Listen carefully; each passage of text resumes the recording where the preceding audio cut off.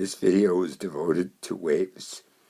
The definition of a wave is that it's a disturbance that travels away from the point where it was generated, and as the disturbance moves, the particles in the medium oscillate with simple harmonic motion.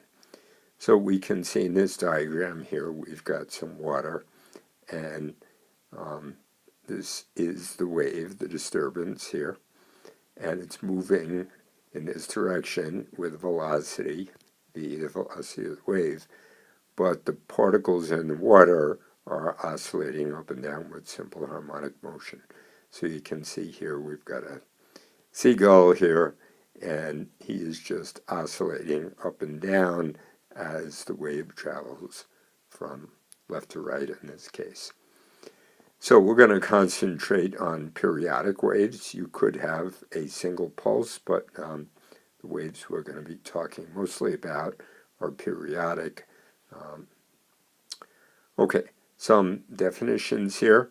Lambda is defined as the wavelength of the wave, shown right there. Its units are meters, and it can be measured from the crest of this wave to the crest of the next wave, or if you want, the bottom part, which is called the trough of this wave, to the trough of the next wave, or you could measure it from here to here. The height of the wave here from the equilibrium position is the amplitude. We've seen this before with simple harmonic motion. And of course, v, the velocity of the wave, is in meters per second. So we need an expression to compute the velocity, since velocity is equal to displacement divided by time, which we have seen back from the beginning of the course. And if the displacement is one wavelength, then the time that it takes the wave to travel that particular distance is the period. So therefore, velocity is equal to the wavelength divided by the period, but the frequency is defined as 1 over the period, so we can also say that the velocity is the frequency times the wavelength. Here is a pretty simple problem that asks us to calculate the velocity of an ocean wave if the disturbance between the crests is 10 meters and the time for a seagull to bob up and down is 5 seconds. Okay, so this is the wavelength of the wave right here, and this time period would be the period. And so, therefore, we can use velocity is equal to the wavelength divided by the period, 10 meters divided by 5 seconds, or 2 meters per second would be the velocity of the ocean wave. Okay, now we can define two kinds of waves. Transverse waves, first of all, where the disturbance is perpendicular to the direction of propagation or travel. So right here, this is a transverse wave. You can see the disturbance is up and down like this, but yet the velocity of the wave is in this direction. So the disturbance is perpendicular to the velocity. And water waves are transverse waves. This particular little wave on a spring here is transverse wave, and light is also a transverse wave. Now, a longitudinal wave, on the other hand, the disturbance is parallel to the direction of propagation. So I don't know how well you can see this here in this diagram, but what this person is doing is taking the spring and pinching some of the coils together and letting them go. And they travel right along the spring like this. And so therefore that's the disturbance, and that would be a longitudinal wave. Sound is a good example of a longitudinal wave. Interference and standing waves are two very interesting properties of waves. We'll talk about interference first because you need to understand that in order to understand standing waves. Okay, so interference happens when two waves are in the same place at the same time, And basically, they are superimposed on one another. So if we have, in this example here, we have two waves, we say that these two waves are in phase because the crest of this one lines up with the crest of this one, and the trough of this one lines up with the trough of that one. So basically, they interfere constructively, and the amplitudes of the two waves are added together to predict what the resultant wave is going to look like. And you can see in this case that the resultant wave has got twice the amplitude of the individual waves. Now these two waves have the same amplitude and the same wavelength.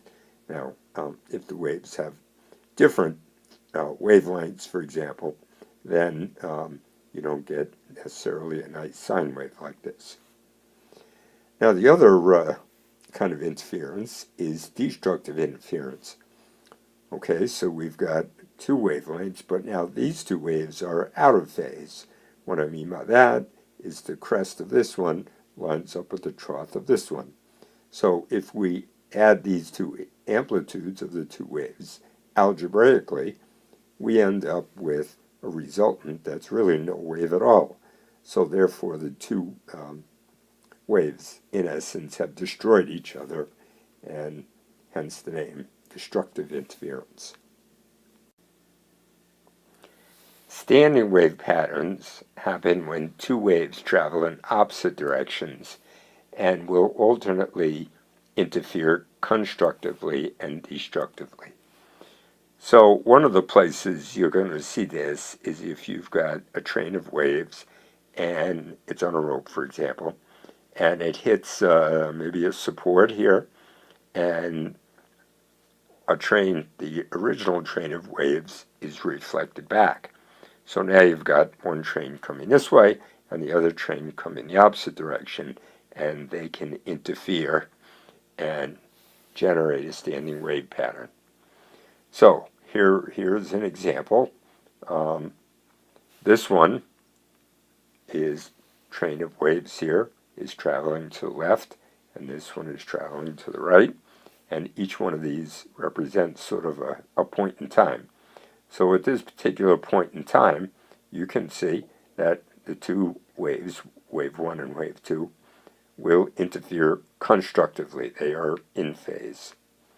But since this one is moving to the left and this one is moving to the right, an instant later, now the two waves are out of phase and we get destructive interference.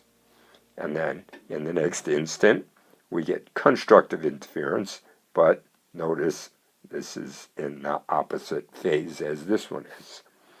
And then we get destructive interference again, and then constructive interference.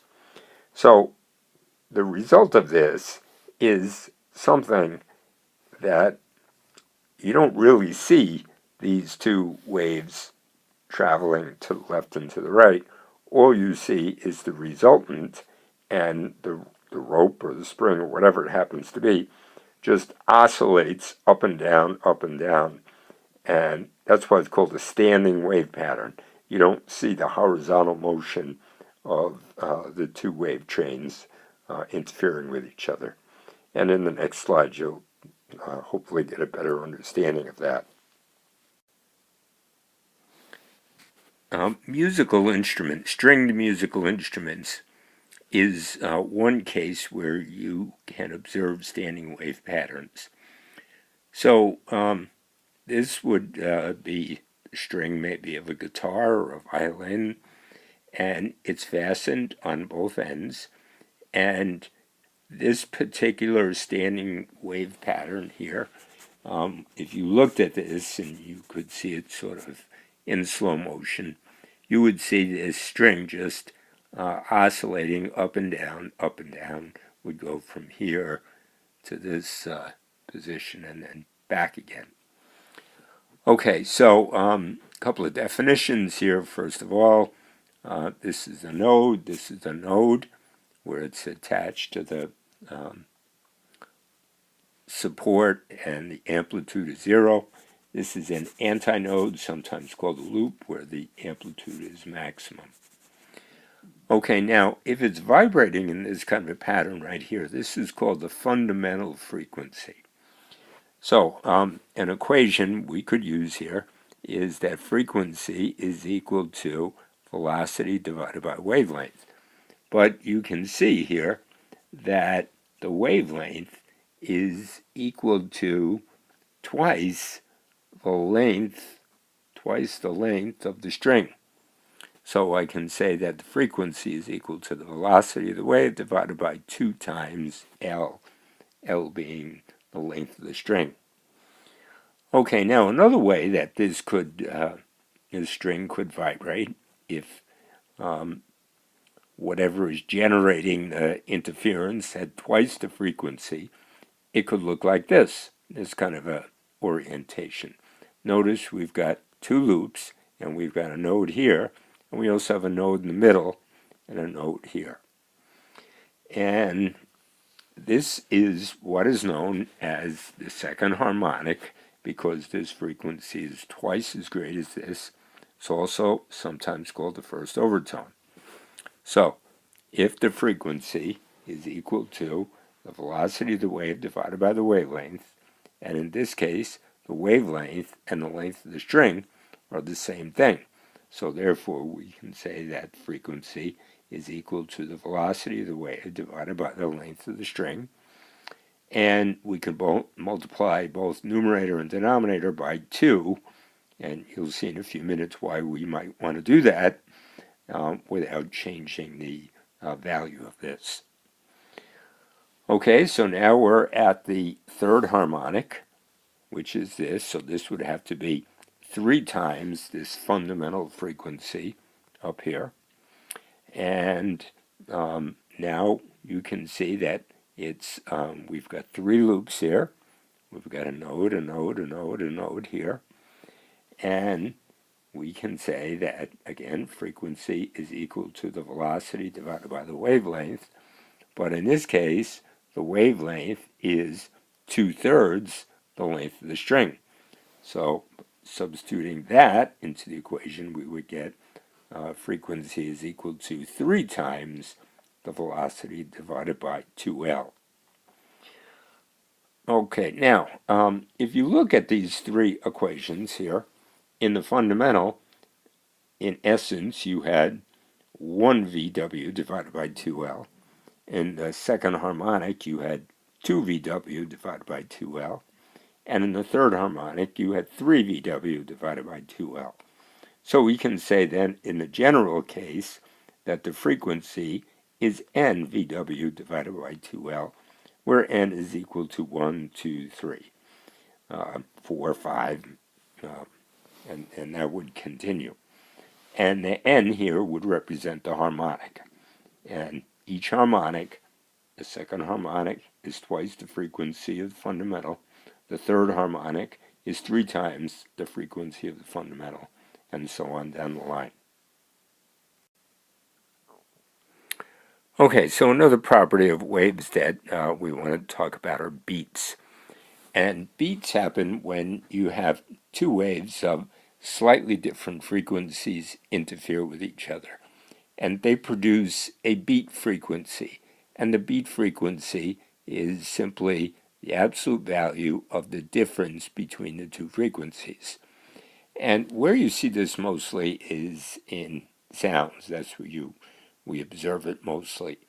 Those of you who maybe in bands, for example, when a band or an orchestra tunes up at the beginning of a performance, if there is one instrument that's slightly out of tune, you will hear this beat frequency.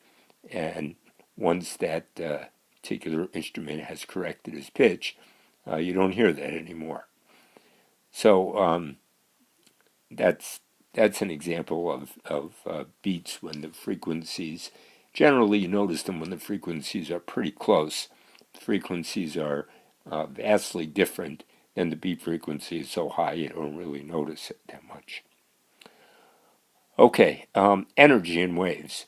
Now we know that waves carry energy. We had learned before with simple harmonic motion that the energy is equal to 1/2 kx squared, and x was the displacement from the equilibrium position. And we also learned that the largest x value is what we call the amplitude of the wave. So what we can say, therefore, is that the energy of the wave is proportional to the square of the amplitude. All right, now another equation is something that's called the intensity of the wave. And the intensity of the wave is divided by P is equal to P divided by A, where P is power, or the rate of energy, and the units of power, you might recall, are watts, and of course area would be square meters. So an example here, we've got the intensity of sunlight is 700 watts per square meter. We want to calculate the amount of energy falling on a solar collector having an area of 0.5 square meters in 4 hours. Okay, so the first thing we have to do is to compute the power. We know the intensity, 700 watts per square meter, the intensity of sunlight, and the area of the solar collector is 0.5 meters, so that gives us 350 watts. That's the rate at which energy is falling on the solar collector. We want to find out the amount of energy. Power is equal to work or energy divided by time, and so work or energy is equal to power times time. So we've got 350 watts, and we've got the 4 hours, but that needs to be in seconds. So we have to multiply that by 3,600 seconds per hour, and that comes out to be 5.04 times 10 to the 6 joules. One last problem. We have two identical waves with an intensity of 1 watt per square meter, and they interfere constructively. We want to know the intensity of the resultant wave. Okay, so back when we were talking about interference, we said that if you've got two identical waves that interfere constructively, the amplitude of the resultant wave doubles. And we saw in the previous slide that the energy that a wave carries is proportional to the square of the amplitude. So the amplitude doubles. That means that the energy carried by this resultant wave is going to have to be 4 times as great. And since the intensity of the wave is power divided by area, if the energy quadruples, then the power quadruples. So the intensity of the wave also quadruples or increases by a factor of 4. So therefore, the intensity of the resultant wave is 4 watts per square meter.